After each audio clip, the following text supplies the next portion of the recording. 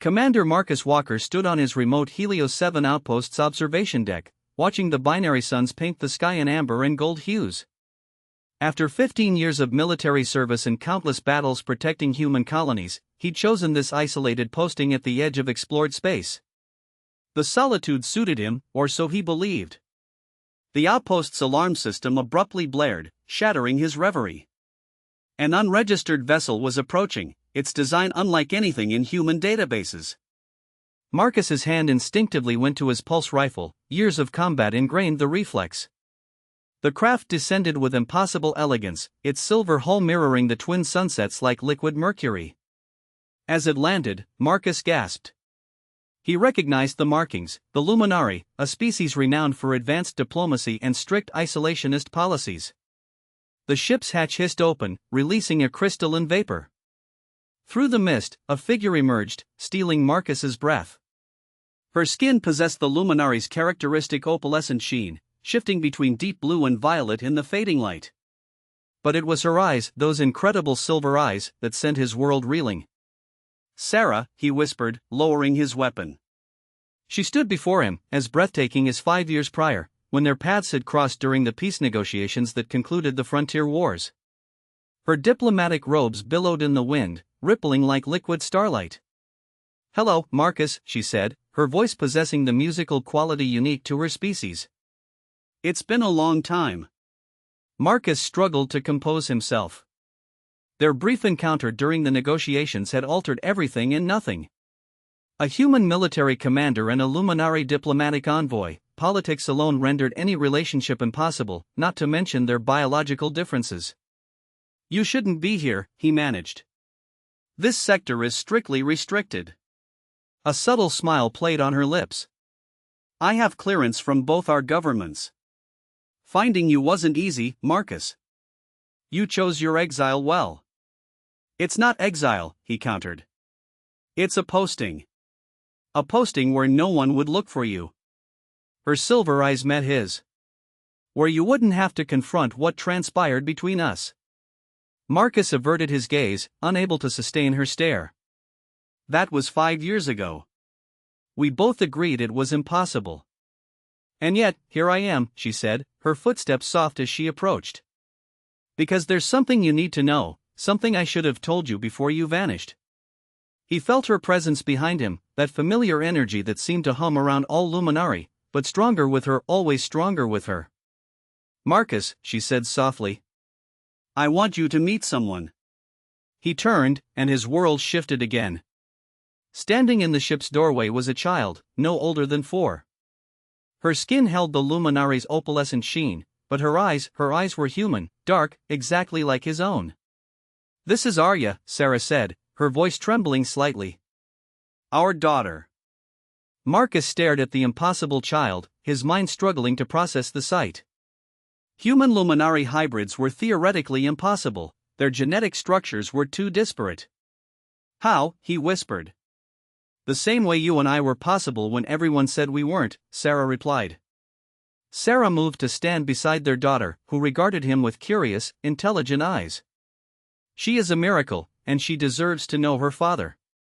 Marcus felt the carefully constructed walls around his heart begin to crumble. He took a step forward, then another, drawn by a force stronger than gravity. The child, Arya, tilted her head, studying him with an expression so like her mother's it ached in his chest. "Hello, Arya," he said softly, kneeling to meet her gaze. She smiled, and Marcus saw his own smile reflected back at him. "Hello, father," she replied, her voice carrying both human warmth and Luminari melody. As the binary sun set behind them, casting long shadows across Helios 7's surface, Marcus Walker realized his solitary post had just become considerably less solitary, and for the first time in 5 years, he felt truly alive. The outpost's common room felt smaller with 3 people present. Marcus watched Arya explore the space with careful curiosity, her small hands trailing over the worn furniture. She moved with her mother's grace but examined things with an intensity he recognized from his own childhood. "She has your analytical mind," Sarah said softly, as if reading his thoughts. She sat across from him at the metal table, her hands wrapped around a steaming cup of earth tea. "Always questioning, always wanting to understand how things work." Why didn't you tell me? Marcus asked, finally voicing the question that had burned in his throat since their arrival. 5 years, Sarah. 5 years of believing we made the right choice by walking away. Sarah's silver eyes clouded, a sign of deep emotion among her people. I didn't know until after you left. And when I discovered what was happening. She paused, gathering her thoughts. The Luminary High Council was already concerned about our relationship. A hybrid child, it would have caused chaos. So you handled it alone? Marcus couldn't keep the hurt from his voice. Not entirely alone, she said. There were those who helped, doctors who understood that what we had created wasn't an aberration, but an evolution. She watched as Arya discovered his old star charts, her small fingers tracing constellations. But yes, I kept it secret until now. What changed? Sarah's expression hardened. Politics. The conservative faction within the council is gaining power. They want to end all contact with humans, return to our old isolation. When I learned of their plans, she met his eyes. I couldn't let them erase her heritage. She deserves to know both sides of who she is. Marcus absorbed this, his military mind already calculating the implications. And now that you're here, the council will know where you've gone. Let them come, Sarah said with quiet determination. I've spent 5 years protecting our daughter. I won't stop now. Arya approached their table, holding one of Marcus's old combat medals. You're a warrior, she said, her voice carrying that unique blend of human and luminary tones, like in Mother's stories. Marcus felt his throat tighten. You told her about me, every night? Sarah smiled. Though I called you the brave human who danced among the stars. It became her favorite bedtime story. Arya climbed onto the chair beside him, her movements carrying the natural grace of her mother's people. Will you teach me about the stars, Father? Mother says you know them all by heart.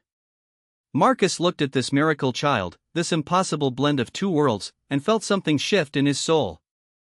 5 years of chosen solitude crumbled in the face of her innocent question. Of course, he said softly.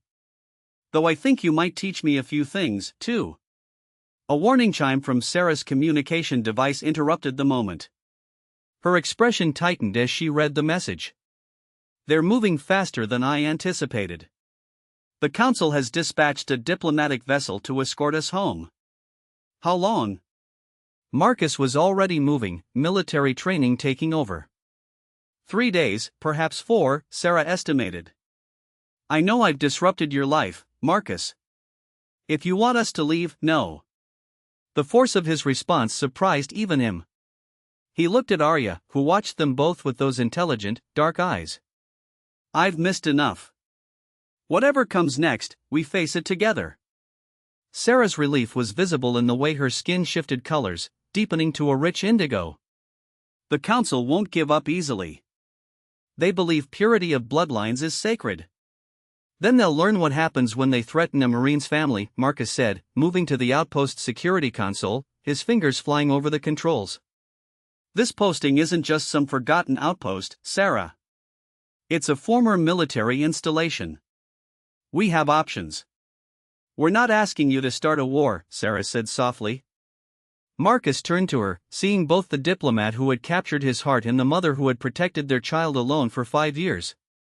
No, he agreed. But I'm done running from what matters. The council wants to talk politics? Fine. Let's show them what humanity and Luminari can create together. He glanced at Arya, who had returned to studying the star charts with focused fascination. In her, he saw the future, not just for them, but for both their species. Some things were worth fighting for.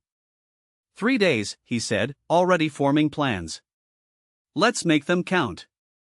Sarah moved closer, her presence bringing that familiar electric hum to the air around them.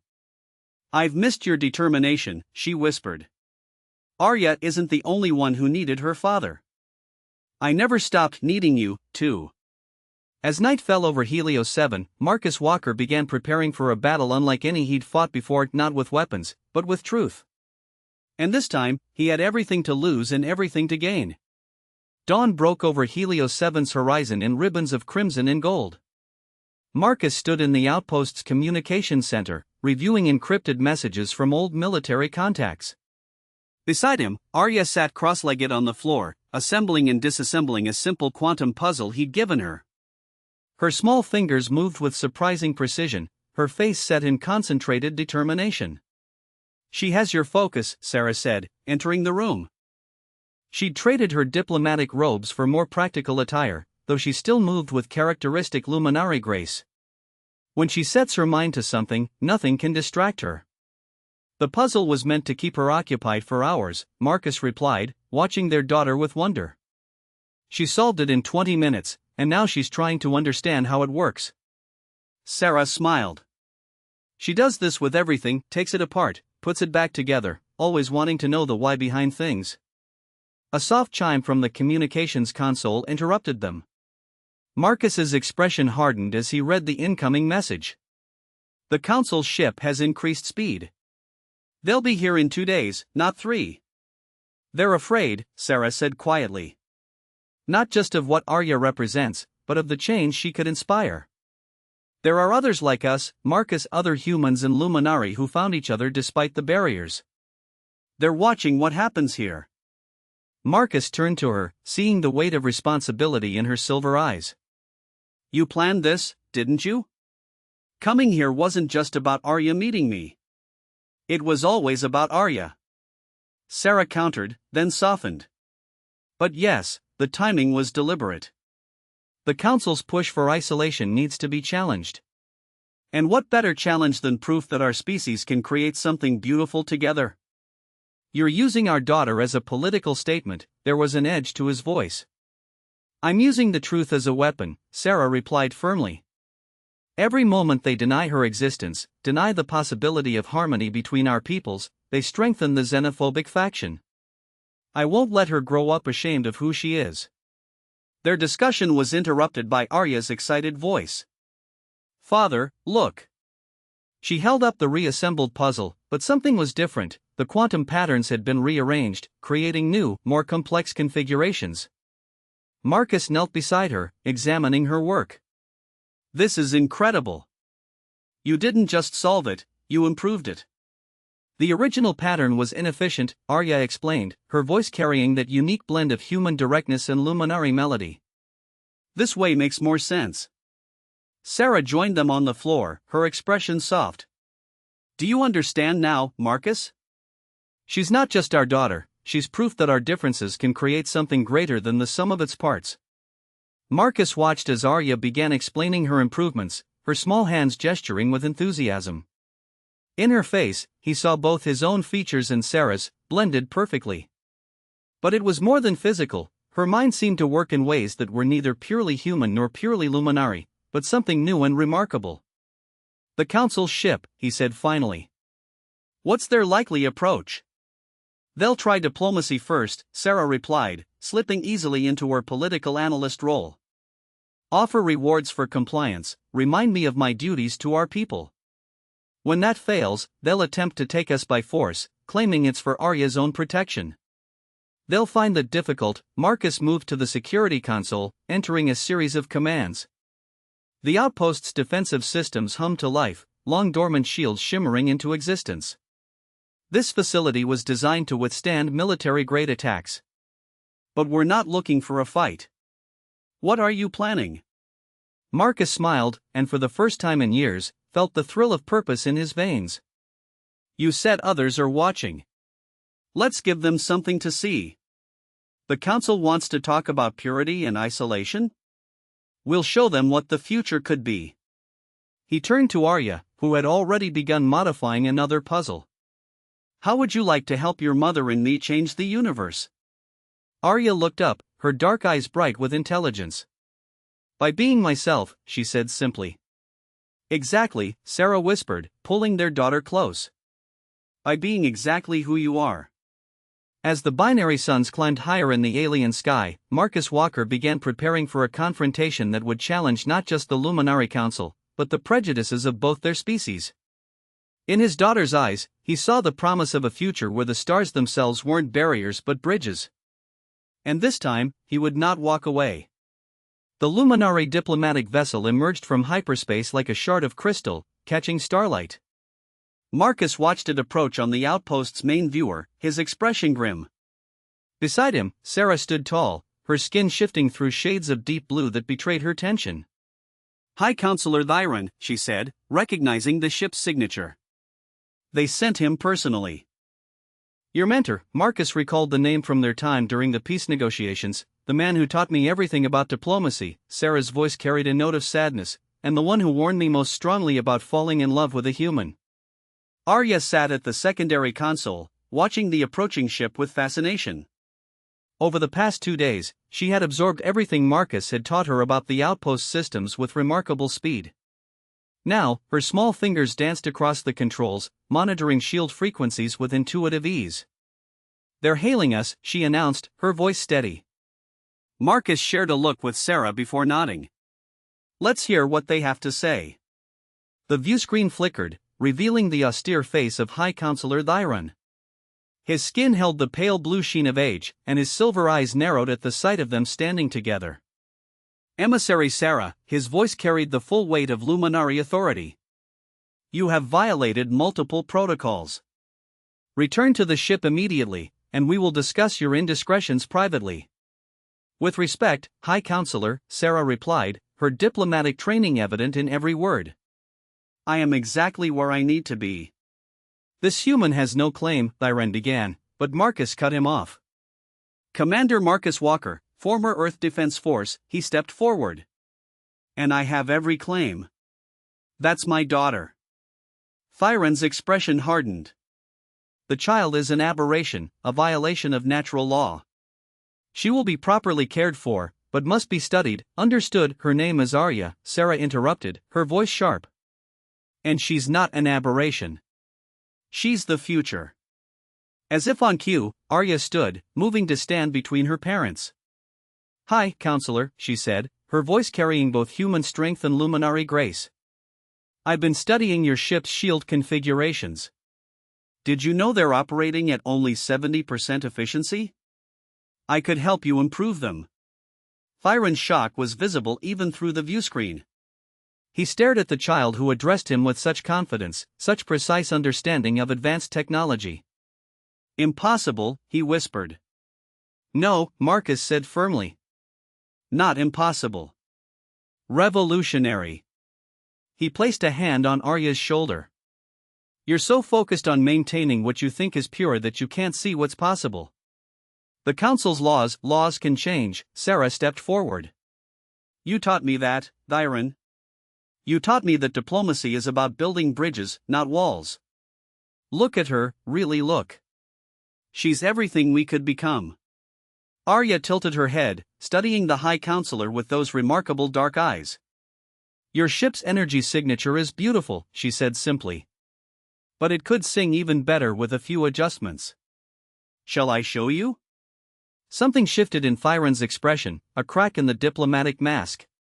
He looked from Arya to Sarah, then to Marcus, seeing not an aberration, but a family.